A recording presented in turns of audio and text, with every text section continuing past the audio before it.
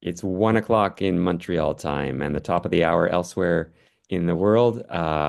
Welcome, everyone. I am delighted to be here. I'm delighted to be welcoming you all to the 12th installment of our poetry reading series, Fluid Vessels.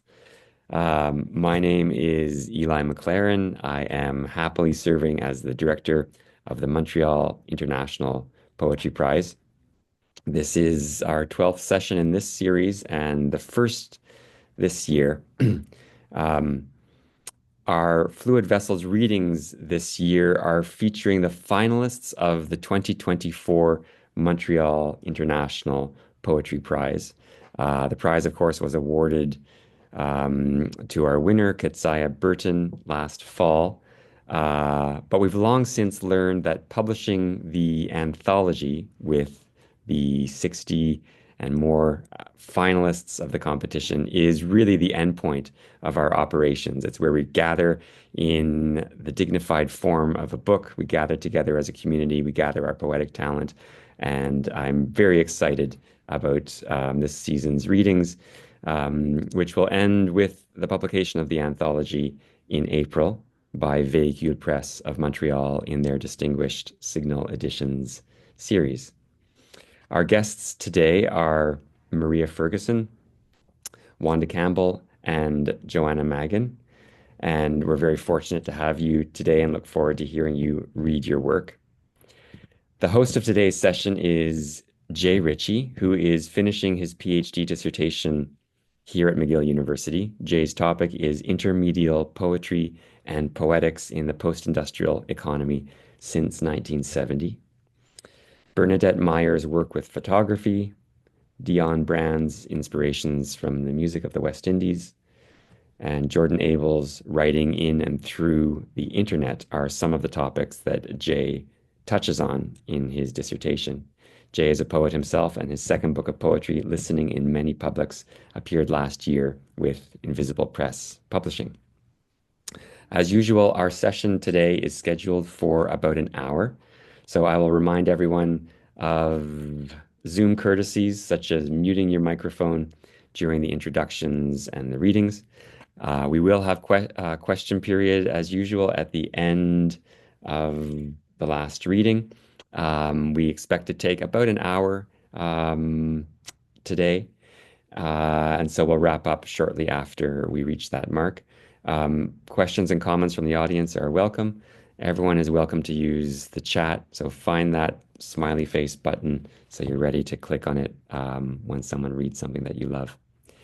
Okay, so without further ado, I will stop sharing my screen and I will turn things over to Jay Ritchie to introduce our first poet. Thank you, Eli. And thank you to everybody for being here. It's good to see such a full Zoom room. We're going to start with the wonderfully talented Maria Ferguson. Um, Her poem that was a finalist for this year is marked by a very poignant sense of humor. The speaker is very self-aware, but sort of out of sorts, and always seeks to right herself by acknowledging how left field her thoughts and preoccupations are. Um, and by the end of the poem, we're invited to extrapolate to bigger questions, wondering if things have ever really been different from the kind of confusion that permeates both within and without. Maria Ferguson is a writer and a performer. Her poetry has been widely anthologized and published in literary magazines such as Magma, The Rialto, The North, and The Poetry Review. She was a finalist of the Montreal International Poetry Prize for this year, and her debut collection, All Right Girl from Burning Eye, was highly commended in the Forward Prizes. On the stage, her one-woman show, Fat Girls Don't Dance, from 2017, won the Saboteur Prize, or the Saboteur Award for Best Spoken Word Show.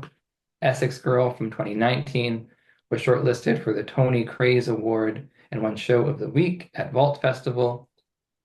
She has been commissioned by the Royal Academy of Arts, Stylist Magazine, the Bronte Parsonage, and BBC Radio. She is the associate producer of Livewire Poetry and teaches creative writing in a variety of settings. Her second poetry collection, Swell, will be published by Penguin this year. So very exciting. Please welcome Maria. Thank you. Thank you so much, Jay, and thank you everyone for having me and for joining me today. I'm going to be reading from my poetry collection, Swell, which is right here. And has actually been published by Penguin just a couple of weeks ago here in the UK. I'm joining you from Yorkshire in the north of England. It's very cold and it's very dark. So I hope you're having a lighter and warmer time wherever you are. I'm really excited to be joined by people all over the world today. Um, so yeah, I'm going to read just a poem from each section of this collection. The collection is actually split into four sections, and the collection as a whole explores the journey to new motherhood. Through the decision process behind having children in the current climate, all the way through pregnancy, miscarriage, birth, and the first year or so of parenting. So that's what I'm going to be speaking about this evening. Oh, thank you, Martin, who has congratulated me on the book in the chat. Thank you so much. Um, I'm actually going to begin with a poem that sits outside those four sections, as a sort of prologue, a look into the themes um, of the book, and it's called Lambing Season. As usual, the cuts of meat hung cocked in the butcher's window. Elderly women came for their sausages, lamb hearts for the dogs. A new coffee shop had opened up on the high street, serving a shamelessly similar menu to the one a few doors down. Never before had I felt such air. The evenings were periwinkle. I was sober, freckled, loved. Every so often, a slight whiff of petrol. I didn't complain. How could I, when the coffee was served with such flourish? When I lost that first pregnancy, it was deliciously warm. The sun beat down on the canal like it had something to prove. I glugged it down, pints of it, blocks of yellow butter, children in Easter hats.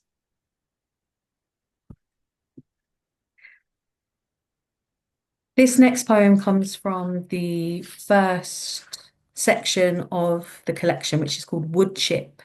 And it's all about renting in London, the capital, um, financial security or lack thereof, thinking about the decision to have children, watching other people having children, settling down, having families, thinking, is that for me? And I used to run a mother and baby group in London before I was a mother.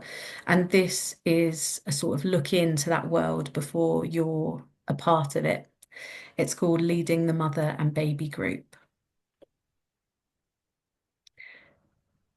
Wednesday mornings, Bethnal Green, cushions in primary colours.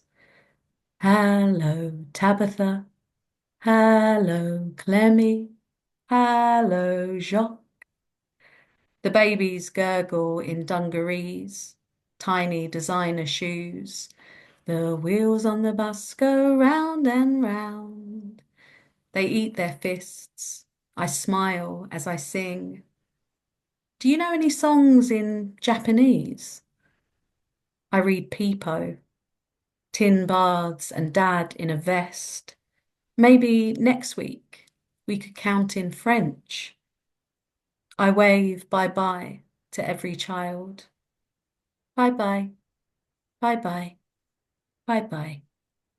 The mothers wrestle bulging satchels, grapple with coffees, nappies, wipes.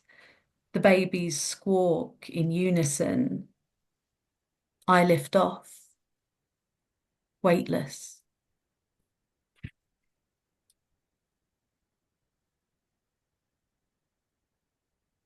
The next poem I'm going to read is from the second section of the collection, which follows a move north out of London to a more rural setting and covers an unexpected pregnancy and loss, a miscarriage, and how you or one can use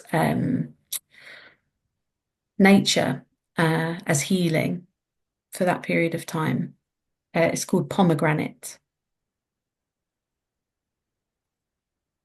I brush my teeth and I think of the pip, pluck my chin, pip, scramble some eggs, milk and butter, so hungry, must be pip, doesn't know me yet. But one day it might hate me as much as I hate myself, shake its head when I dance in the kitchen, drive a wedge between me and my friends. I'll struggle to hold a conversation, won't sleep for fear of lilies, me, him, Pip, money, space. A dog might gobble it up. No more Sunday morning lie-ins, pastries with the papers, brunch. I put on an old pair of dungarees. Pip rips them from crack to crotch, wriggle in the permission of it. Might just be the making of me. Imagine Pip confiding in me. I go outside, eat my greens, fizzy orange tablet, Fitbit. Take great pleasure in the strain, collect names from American dramas, peanut butter straight from the jar, practice cradling abdomen, cluck, thinking what colour to paint the lounge, an unmistakable twinge, cracks my insides open on the lino like an egg. I watch television with my husband, hands in my lap.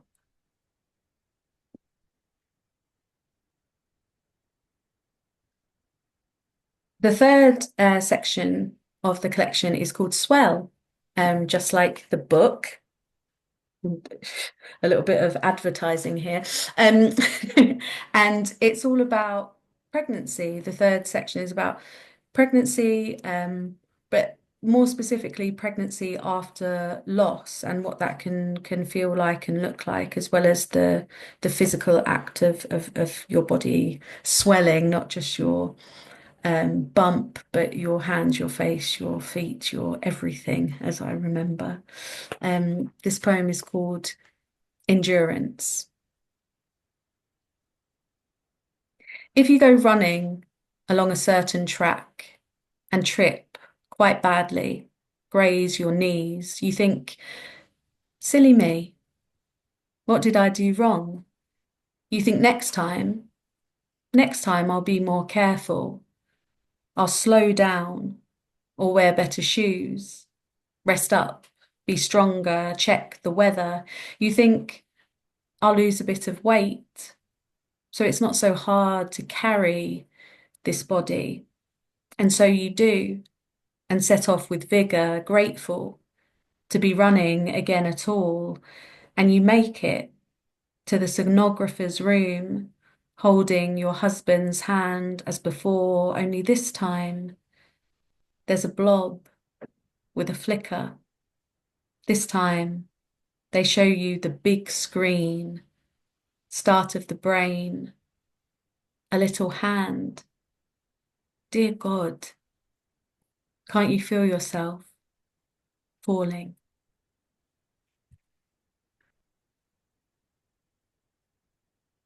So the final section of the collection is called Indigo, and that's all about the postpartum period and the first sort of year-ish of motherhood, of new motherhood, and navigating that space.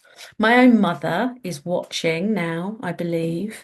And I did ask her before this if she had any requests, and she said, I like that Harry Styles poem. Um, and there is indeed a poem in the collection about Harry Styles. And I think Harry, though a UK of UK origin, has spanned across the Atlantic, and we're all familiar with him. So I will share this poem. The week that I had my son, the Harry Styles song, As It Was, when it's like, it's not the same as it was. That one that you did at the Grammys and everything. That was like just coming out and was absolutely everywhere. And in my sort of postpartum haze, really truly believed that Harry Styles was stalking me. Which I do wish to be true, but is in fact not. But I do feel like I have this affiliation with Harry Styles because of how visible he was during that weird time. So yeah, this is called Harry Styles just won 4 Brits. Harry Styles just won 4 Brits, and I'm covered in yogurt, blocking out the screams. Harry Styles just won a Grammy. I'm eating crunchy nut from the box as he says, this doesn't happen to people like me. I Google Harry Styles' age. Harry Styles is 5 years younger than me. I'm starting to blame Harry Styles for my postpartum anxiety. I can't move for Harry Styles on Lorraine on my Spotify playlist. I imagine partying with Harry Styles as I peg out a load of washing, snorting coke on the front row of a fancy award ceremony. And isn't it funny? He's from this tiny village in the north where he worked in a bakery to help his mum, who he adores, by the way. Harry Styles is such a nice boy. He hugs little old ladies. He wears collars and pearls. Harry Styles doesn't lie awake, worried he might be a terrible person who hasn't locked the back door. Harry Styles is so hardworking. He's been on tour for 14 years, and forging a successful solo career post boy band is no mean feat. Harry Styles could afford full-time childcare. Harry Styles could pay off the mortgage. I bet Harry Styles wouldn't let his kid bump their head twice in one day. Harry Styles would definitely fit into pre-pregnancy jeans. I think if my son dropped a toy in Aldi, Harry Styles would pick it up. He wouldn't ask, how's he sleeping? He'd buy me a cup of tea, reach over the sweetener to touch my cheek. Don't worry, he'd say. He's thriving. So I'm just going to end my reading this evening with reading the poem that was selected as a finalist for this wonderful prize. And I'm so, so unbelievably excited and honoured to have been chosen. It was a real surprise to me. So thank you, and thank you for inviting me here. I'm looking forward to hearing everyone else's readings. This poem is called Your Libido May Suffer Postpartum. The woman at the cafe is moving her mouth as if she were speaking. I have worn the same outfit for the past 4 days. It doesn't matter what time it is, it's always indigo in this house, and a ship is always about to leave, blasting its clamorous horn. I speak, it has to be said, with an unparalleled eloquence. I could go on for days about the beautiful strangeness of the number 39. I can't remember my postcode, mum's middle name. I never used to drink coffee or dream in black and white. These days, people speak to me in a slightly higher register. They think I haven't noticed. It's always Tuesday, 3 p.m., always a fan on full in our room, making the curtains dance. As soon as I reach the climax, I second guess myself. Do I really deserve to be here? Did I bring a coat? Thank you so much, and enjoy the rest of the reading. Thank you. Our next reader is Wanda Campbell. Wanda's poem in the anthology String Theory uses precise imagery to situate us in place and time, only for that time to be all time doubled back on itself and place made manifold. With understated diction, she connects elementary particles to elementary school and the metaphorical net of string theory to a literal net tossed into the sea, convincing us they are one and the same. Wanda Campbell was born and grew up in South India. She now teaches creative writing and literature at Acadia University in Nova Scotia, Canada, in sight of the highest tides in the world. She has published a novel, Hat Girl, and 5 collections of poetry, Kalamkari and Cordillera, Daedalus Had a Daughter, Grace, Looking for Lucy, and Sky Fishing, as well as a chapbook, Hawthorne. Her poems and stories have appeared in several anthologies, including the forthcoming prize anthology from us, Landmarks, an anthology of New Atlantic Canadian poetry of the land, and Body Language, as well as in literary journals across Canada and abroad. She has edited literary anthologies for Penguin Academics, as well as books on Ontario poet Bronwyn Wallace and early Canadian women poets. Please welcome Wanda Campbell. Thank you very much. And it's a delight to be here. And like Maria, I am so thrilled to have been selected as a finalist for this award. And and I'm clearly in great company. It's wonderful to hear some of the other poems. And so I'm going to start actually with the poem that was selected for the anthology. And it is called String Theory and is part of a, I hope, soon to be forthcoming book called String Theory. So String Theory, and it is a glosa. And for those of you who may not be familiar with the form, it starts with a texta or a cabiza, which is 4 lines from another poet, and then you integrate those lines with some rhymes in the 4 stanzas that you present. And so my texta is from T.S. Eliot's Little Gidding, so I'll start with that. And the children in the apple tree, not known because not looked for, but heard, half heard in the stillness between 2 waves of the sea. The poet says, in the end, we will arrive where we began and know the place for the first time. Everything is connected to everything else.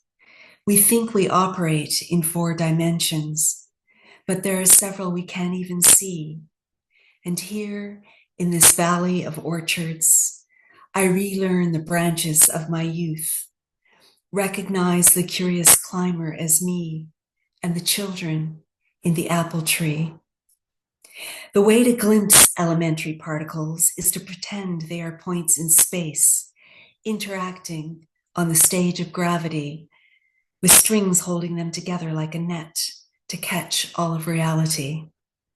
Just as my friend's art includes a door, we do what all scientists and poets do, use what we know to learn what we do not. Aware that the explorer misnames the shore, not known because not looked for. I walk on the wind-blown dikes where le dérangement still endures, and the tide rushes in with the force of all the rivers in the world. I know of no better way to heal the hurts we carry like an illness, cruel and chronic, though kept at bay. Whispers of the past, drowned by cries of gulls, their squawk and shrillness, but heard, half heard, in the stillness. The sea's slender fingers slide across strings of knotted kelp, tangled against rock and sand, to play planksties on the harp of who we are. We hope to recover dimensions we've lost along the way, but there's no guarantee. Whatever the ocean hurls at us, pebbles, a mermaid's purse, rags of foam or refuse, we must sift the stars from the debris between two waves of the sea. And before I move on, I just want to mention a couple of details. Le Dérangement, some of you may be familiar with the Le Grand Dérangement, which was the name of the exile of the Acadians that inhabited this area where I live currently. And then in 1755, they were forced to leave their land by the order of Governor Lawrence of the British, and it is still known as the Great Upheaval or the Great Disturbance. And so the idea of dérangement lingering still on this landscape, and of course before that the First Nations of this area, the Mi'kmaq, as well. So dérangements build one upon the other on a landscape. And I was just so delighted to be able to include the word planksty, which is a Celtic word for a song, a lament.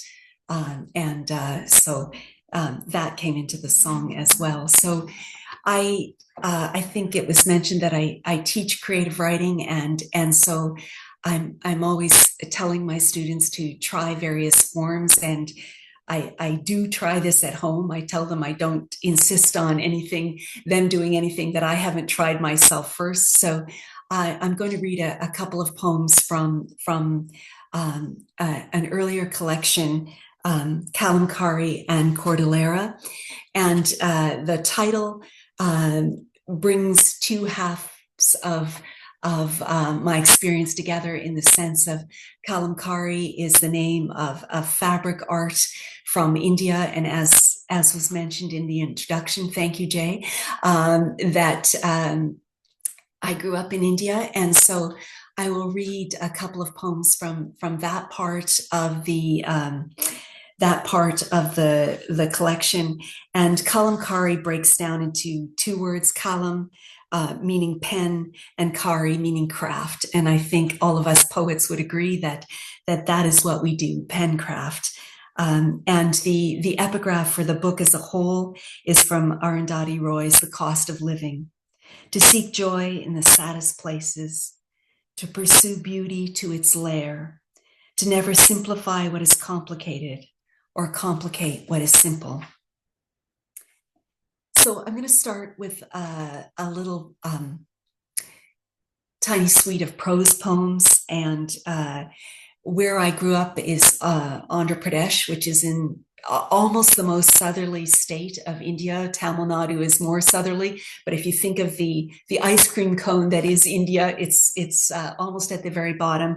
And growing up, it was always a thought that I would get up to the Taj Mahal, which is located in Agra, far in the north, but it never happened for one reason or another, and this prose poem is about that.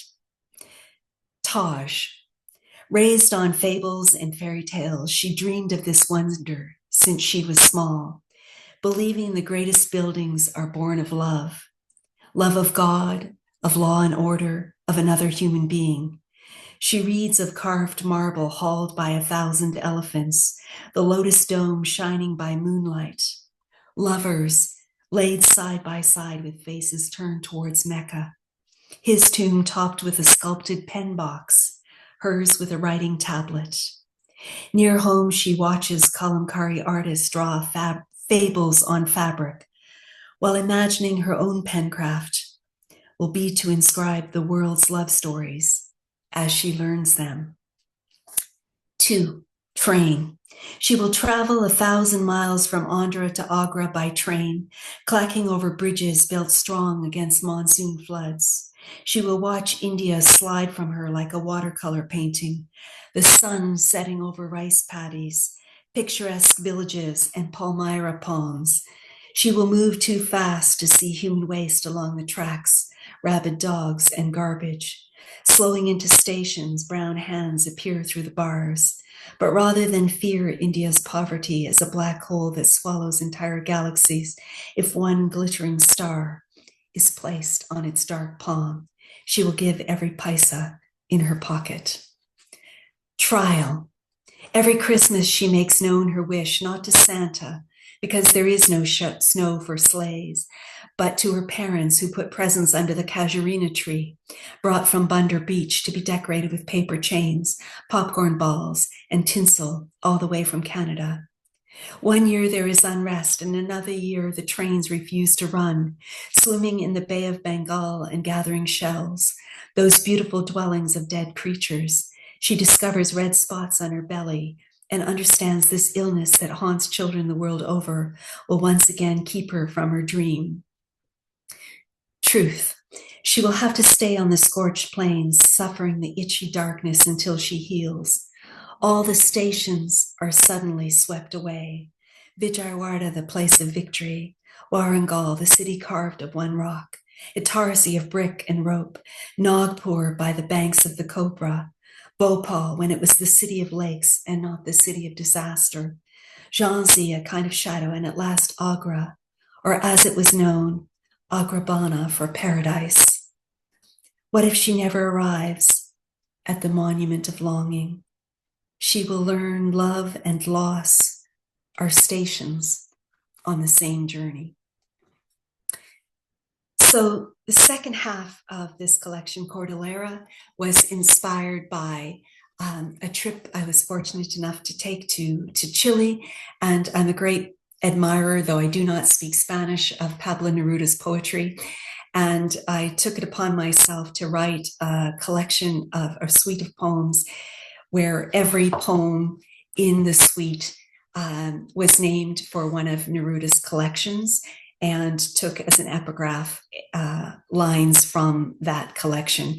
So I am going to read, and I tried in this collection as well to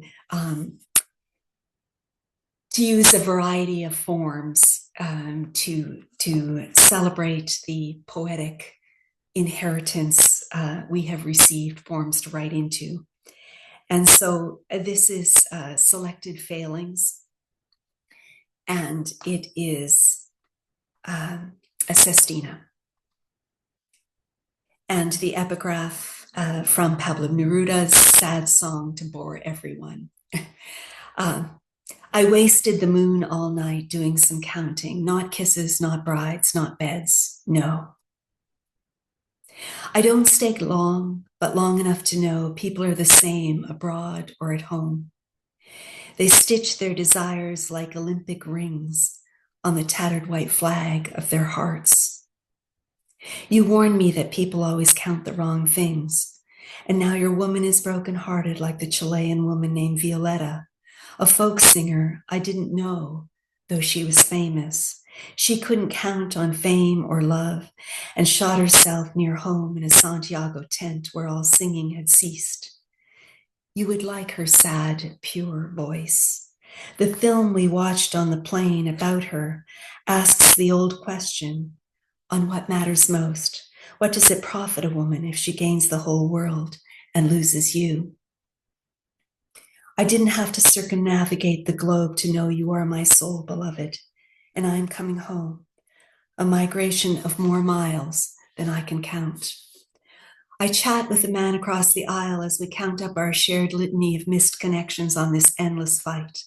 When I learn he calls Chile home, we talk, of course, about Neruda. There was a woman before the man, he says, and I have to admit I know nothing of this Gabriella, named for wind, as you are named for sand. Each act of creation shall leave you humble, for it is never as great as your dream. I count her among the best, he says, To read her is to know why she was first to win the prize. Rising from poverty on wings of words and wishes of children, this woman who, like Neruda, called the country of Chile home. As the plane descends and I'm nearing home, the man says, "My name is Pablo. I will pray for you. For the moment I am alone, a weary woman trudging the tarmac in a blizzard, having lost count of seasons with only a sundress and sandals on, but still returning to all I want and know. A woman hauled home by love. I know you will greet me with boots I can count on to keep me warm." And I'll finish up with the coda for the suite, which is called Bagging Cordillera. And Cordillera are strings of mountains. And when I was in Scotland a few years back, I encountered the term of bagging Munros, which are climbing hills of a certain height. And so I think we all have aspirations, and Cordillera is a mountain range. Cordillera, school of stone, I celebrate your magnitude in this hour. Pablo Neruda, Ode to the Andean Cordillera.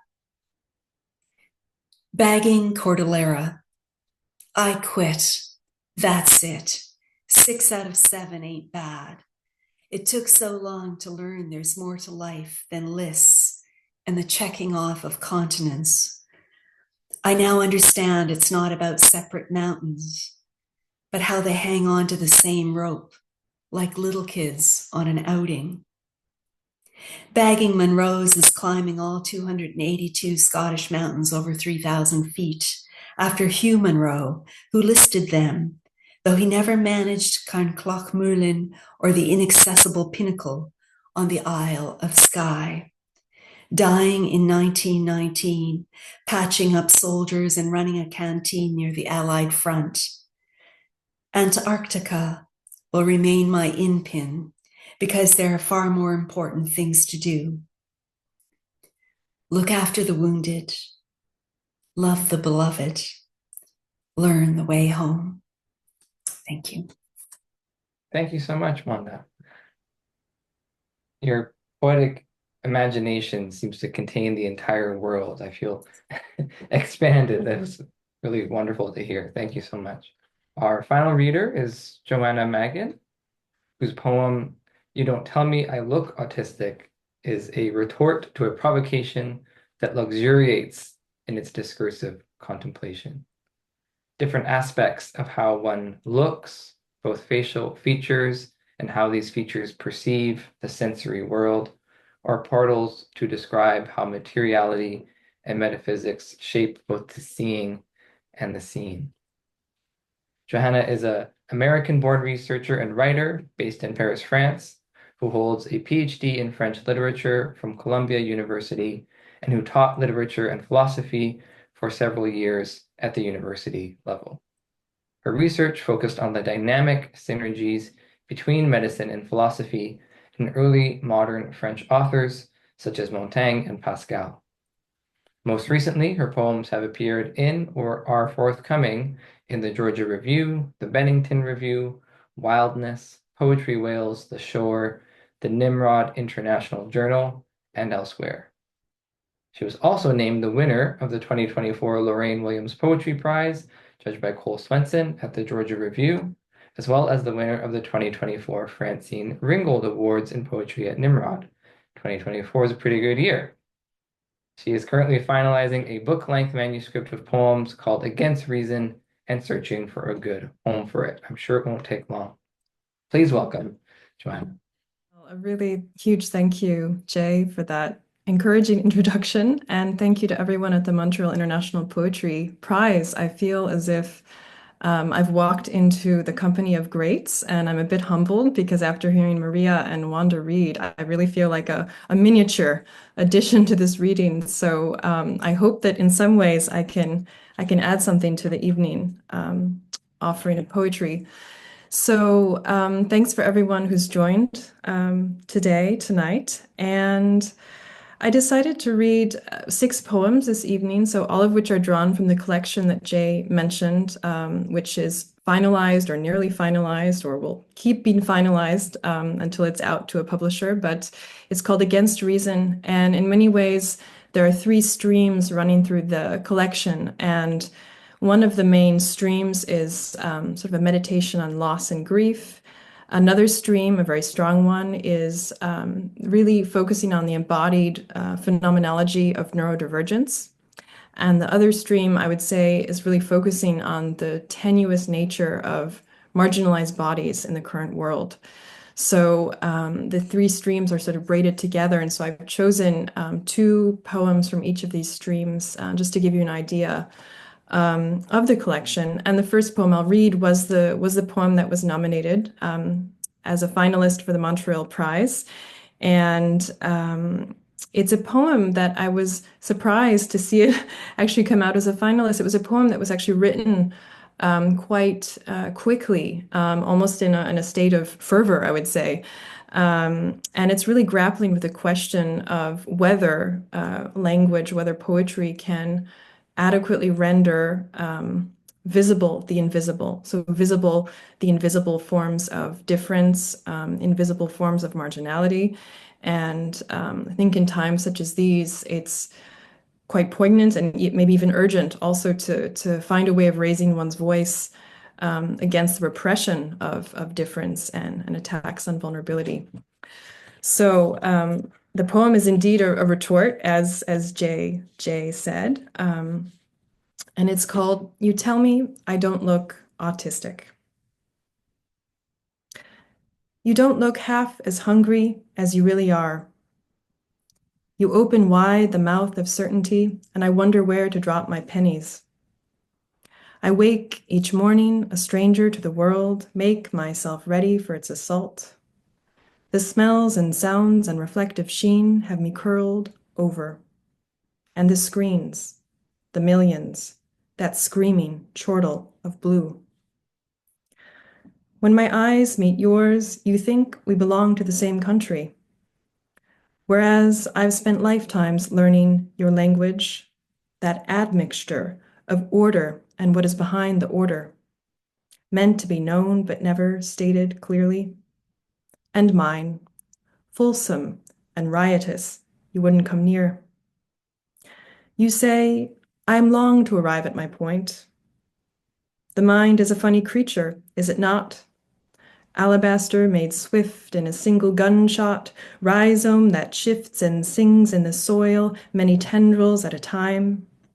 I have traveled in a straight line, once or twice. You say the tests will do the job, sort us into bins and make good on the promise.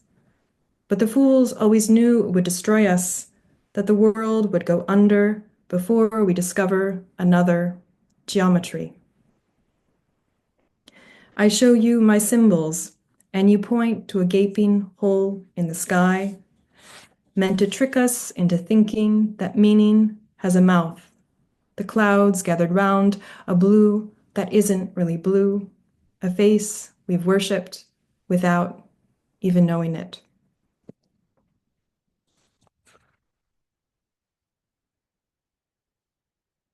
So this next poem is of a pair with the first poem, but kind of opens the aperture a bit to a more historical reflection on, I would say, persecution of difference of many types. But I think you'll see by the poem's end the way that it relates to the first poem. And this is also a poem that figures in the collection. And it's called "The Word That Killed Us."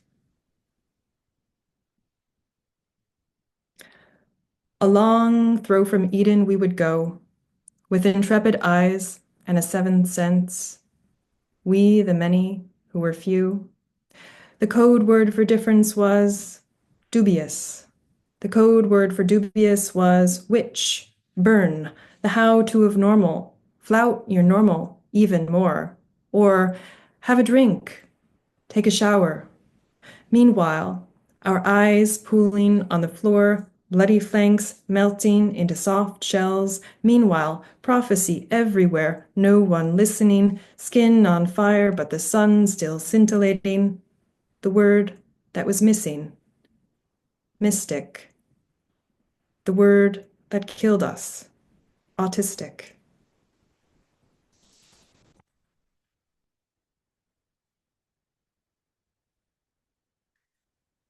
So we'll shift gears here. The next couple of poems come from the part of the collection that are more elegiac in nature, and I won't preface them too much. I'll just read them, but they're very much centered on the loss of a father, and were written actually quite soon after the loss of my own father a couple of years ago. And so these poems are a bit narrative, so perhaps more narrative than some of my other poems, but in a way that they, in some sense, they open out into hopefully something a bit more sweeping and universal too. So this first one is called The Fact of Living, and it has an epigraph which comes from an old Sufi prayer. And the Sufi prayer says, "Lord, increase my bewilderment." My eyes fasten to a pale shaft of light, broken only by your open mouth. The Midwestern sun dies a minute earlier each day. I watch the bone light illumine the final feat of living, your body a lift once the covers lifted. I imagine little makers in dark tunnels carrying the freight of brain, of liver, tumor, whimper. I rehearse the story of before you were tired, when you would carry my bag up the front steps and then let loose god-awful curses in the next breath. Habit is a mighty thing. We read the book about Alaska until we lost our eyesight. We listened to Glenn Gould until his frail hum drove the nurses mad. Sycamores cleave to daylight as your body cleaved to a pocket of leaden jewels, fractal display of chemical means. We couldn't earn enough to go on speaking, so our hands adjoined and made a deal about the final rift between us. And in my bewilderment, there you were, smiling back at me, the whole world adrift, and you smiling broadly, clear as a dream.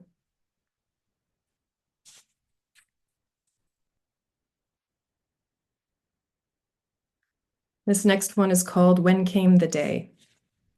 And I think I should probably show you that it's unusually, it's right justified. So if you can just imagine it on the page, I think it's sort of interesting only to have the auditory input of a poem and not to see it spatially on the page. So I always like to have a correspondence there, especially if there's an unusual spacing.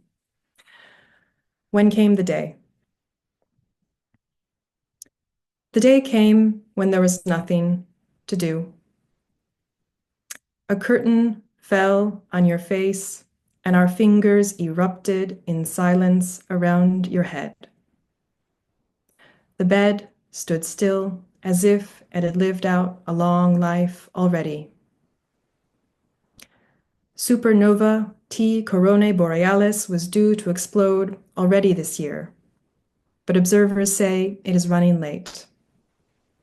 When I read this, I see the last flicker of your eye, which came too soon and too slow. We think the sun has billions to go, speak greedily of hydrogen and helium. But time is a fact of our making. More of that, we plead. Just one more bright parade of galaxies.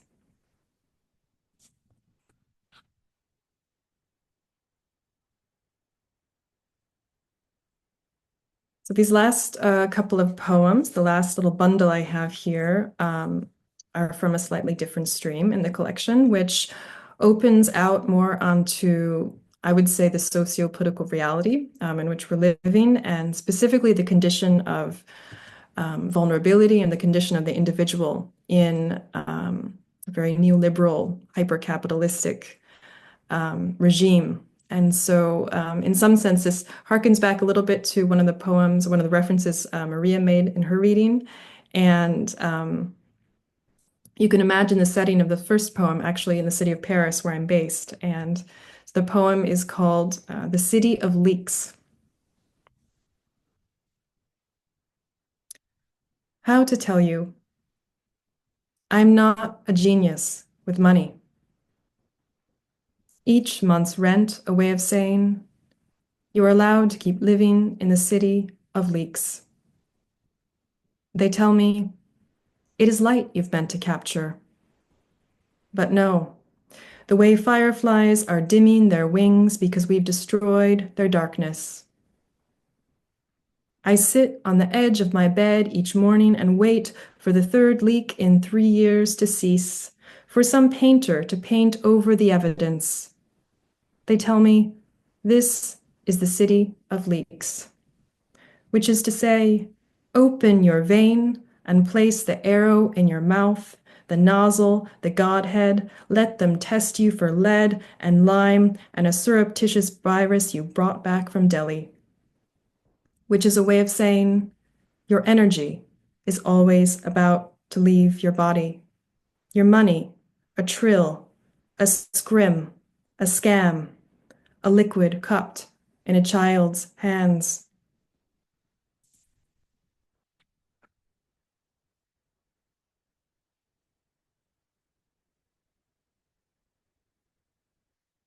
So this last poem that I'll leave you with, I'm not going to preface it with anything because I don't want to overdetermine it, but you can interpret it as you wish, as it lands for you. It's called The New Order.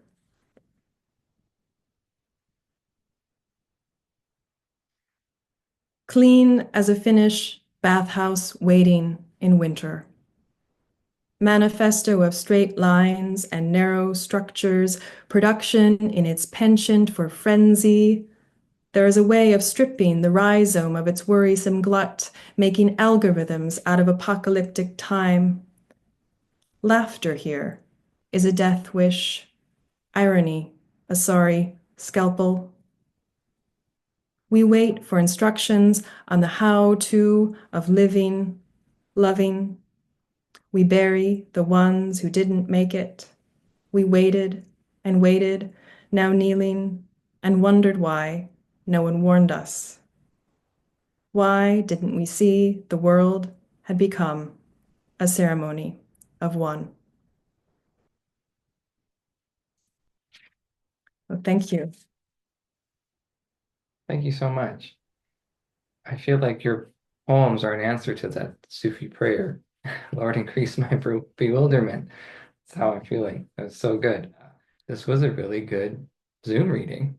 This is wonderful. There's not a whole lot of time. Does anybody have any questions for these talented poets? May Two, perhaps? I speak? Sure, sure. Oh, thank you so much.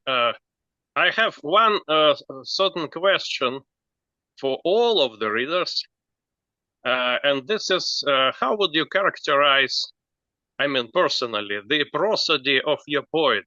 Because this is some of the, on my opinion, some of the central points in each poetic experience, both of creators and of those who perceive the reality within the creation of poetry. Any poet and poetry taken. And some specific questions I would address to each of the readers of Well, if I today. can actually, Vladislav, if I can jump in, since we don't have a whole lot of time, I'll just pose Okay, that first question to each of them. So Maria, if you want to start talking. okay, Yeah. okay. Thank you so much. So the first question for Maria. No, I'll just ask that first question about prosody. So Maria, if you want to speak to how you think of prosody, rhythm, sound, all that in your poem, and then we'll go through. Specifically prosody. Yeah. Yes, thank you. Yeah. Yeah, I mean, I would say that I started writing poetry as a performance rather than to be read. So I've always considered prosody to be paramount in my work, and for the rhythm and the sound and um, the intonation of the poem to be just as important as how it appears on the page. And I've really enjoyed with this collection sort of exploring how to make the work equally as strong vocally and on the page to be read.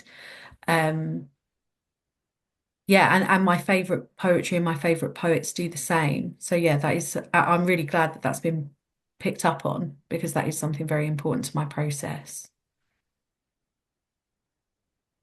Thank you, Maria. Can we pass the same question to Wanda? Right. I would just have to say that for years I worked almost exclusively in free verse, but as the world becomes more chaotic, I find myself more and more drawn to forms, and there's something about those shapes, old and new, that help me to understand the world that seems so fractured. Thank you. Johanna? Yeah, thank you. It's a great question.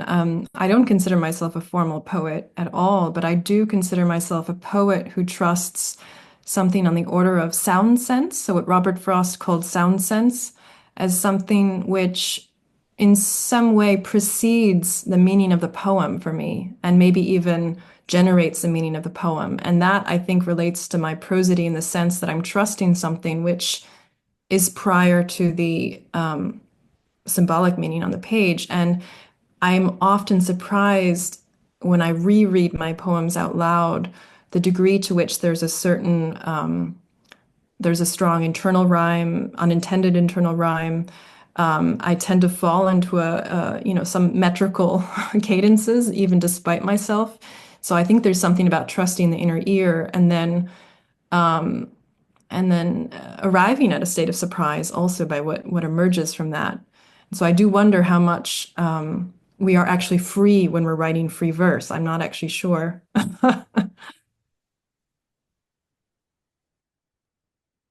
Thank you. you. May I ask a personal question, so to say?